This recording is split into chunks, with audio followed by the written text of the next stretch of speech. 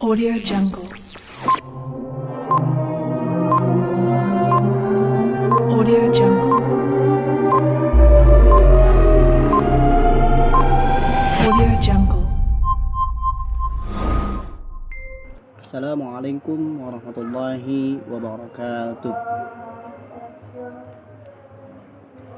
Nah, kali ini saya ingin menjelaskan tentang uji kelayakan model, kemudian uji T, setelah itu koefisien determinasi.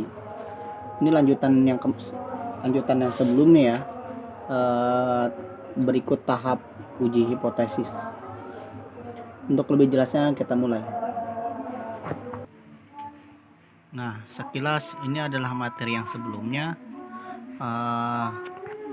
Materi sebelumnya itu adalah uji hipotesis ya, yang memasukkan tabel Y, X1, X2, X3 dan seterusnya. Nah, maka hasilnya akan seperti ini. Nilai yang barusan kita update dari Excel kita masukkan ke SPSS, kemudian kita format, dianalisis, reliability, maka hasilnya akan seperti ini. Ya, mungkin itu yang bisa saya. Next, kita lanjut. Nah, ini adalah hasil dari uji hipotesis yang dilakukan. Mohon maaf ya, yang ditampilkan ini buku, foto, dikarenakan kendala dari laptop saya.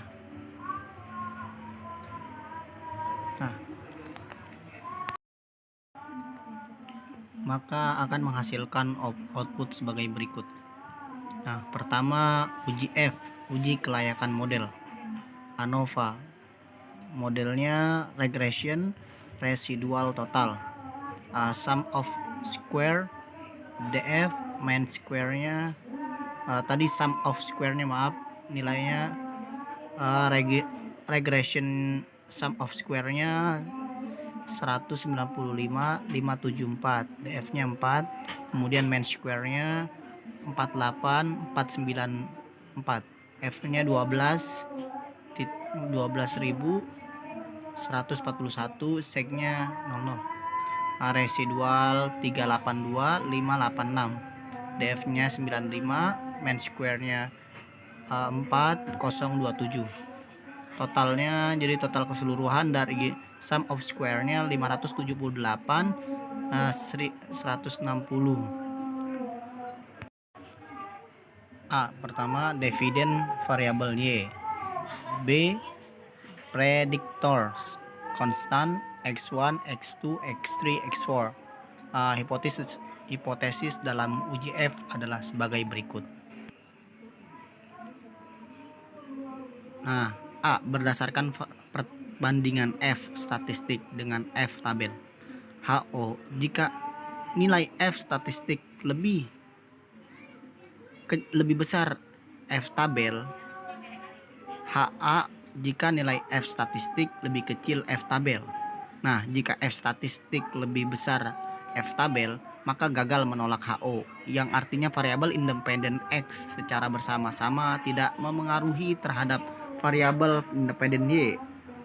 Namun sebaliknya, jika F statistik lebih kecil F tabel, maka HO ditolak, yang artinya variabel independen X secara bersama-sama mempengaruhi terhadap variabel independen Y. Berdasarkan probabilitas HO, jika nilai sig lebih kecil A 0,05, sedangkan HA jika nilai sig-nya lebih besar A 0,05. Jika sig lebih kecil A 0,05 maka gagal menolak HO, yang artinya variabel independen X secara bersama-sama tidak berpengaruh terhadap variabel independen Y. Namun sebaliknya, jika sig lebih besar A 0,05 maka HO ditolak, yang artinya variabel independen X secara bersama-sama berpengaruh terhadap variabel independen Y. Berdasarkan output di atas menunjukkan bahwa nilai F statistik sebesar 12.141, sementara F tabel dengan tingkat A adalah sama dengan 5%, DK1 K strip 1 adalah 4, dan DF2 N strip K sama dengan 95. Dapat nilai F tabel sebesar 2467. Dengan demikian F statistik 12.141 lebih kecil F tabel 2467 dan nilai sig 0,0000 lebih besar dari 0,05. Maka dapat disimpulkan bahwa HO ditolak. Maka dengan demikian dapat disimpulkan bahwa variabel-variabel independen dalam penelitian ini yang terdiri dari X1, X2, X3, dan X4 secara bersama-sama berpengaruh terhadap Y. Nah, selanjutnya adalah uji T. Nah, ini telah tabel berikut. Nah, uji T-nya sama dari nilai yang tadi ya, cuman berhubung inputnya ini agak berbeda. Nah, hasil uji T menjelaskan signifikansi pengaruh variabel bebas secara parsial terhadap variabel terikat. Hipotesis dalam uji T adalah sebagai berikut. Berdasarkan perbandingan T statistik dengan T tabel, HO jika nilai T statistik lebih besar T tabel, HA jika nilai T statistik lebih kecil T tabel.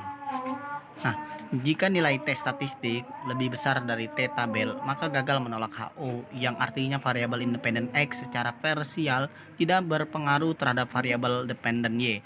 Namun sebaliknya, jika nilai T statistik lebih kecil T tabel, maka HO ditolak, yang artinya variabel independen X secara parsial berpengaruh terhadap variabel independen X. Independen Y. Next, kita lanjut. Sekarang bagian ketiga, coefficient determinasi model summary. Nah, ini adalah tabelnya. Mode 1, mode I 1 R square adjusted, R square STD error of the estimate. Nah, A predictor constants X4, X1, X2, X3.